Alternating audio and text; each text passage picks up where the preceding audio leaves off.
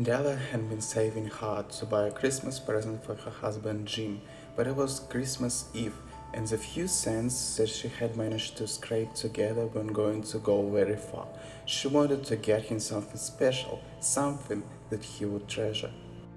As she was standing in front of the mirror, her beautiful long auburn hair hanging over her shoulders, she had an idea. She flung her coat and her hat and marched out in the street. She stopped in the front of the door, which bore a sign, "Hair and goods of all kinds." She summoned her courage, pushed the door open, and walked in.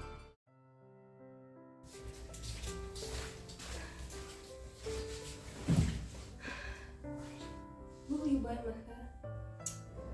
I buy you hair? $20. Was it? Yes.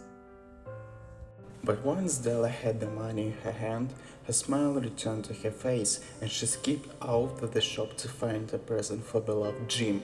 She knew exactly what she was looking for. The one possession that Jim prized above all others was a golden watch that had belonged to his father and his grandfathers before him. The present that Della wanted to buy for him was a simple gold chain to hold this precious watch for much as he loved it. He was still a little ashamed of using it in public because of the old lace strap that he was forced to use in the place of a chain. Della handed the $20 to the shop assistant, wrapped the chain up safely in a piece of colored tissue paper, and set off home. On her way home, she stopped to look at the window of her favorite shop. It sold antiquarian earrings, rings, and there at the front of the window lay her favorites, a set of beautiful tortoiseshell hair combs. She and Jim stopped the other day to admire them. Della caught a glimpse of her reflection in the window and put her hands up to her newly cut locks.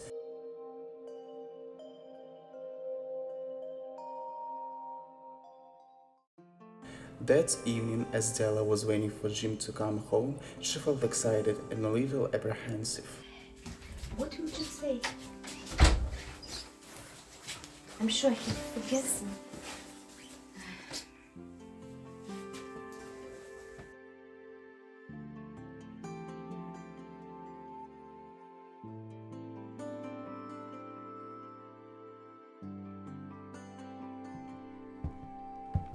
When Della heard Jim's footsteps, she ran to the door.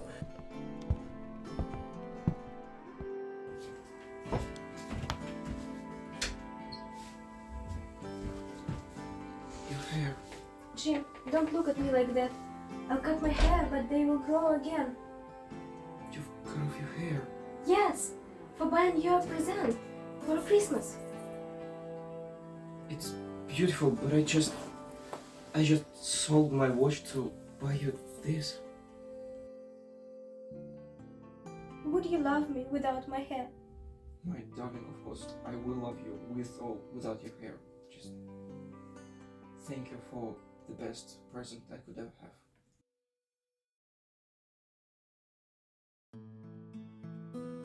The Magi, as you know, were wise men, wonderfully wise men, who brought gifts to the babe in the manger.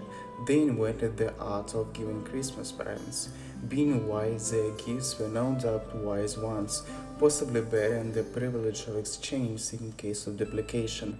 In here I have let me related to you the uneventful chronicle of two foolish children in a flat, who most unwisely sacrificed for each other the greatest treasures of their house. But in the last word to the wise of these days, let it be said that of all who give gifts, the two were the wisest. Of all who give and receive gifts, such as they are wisest. Everywhere they are wisest. They are the Magi.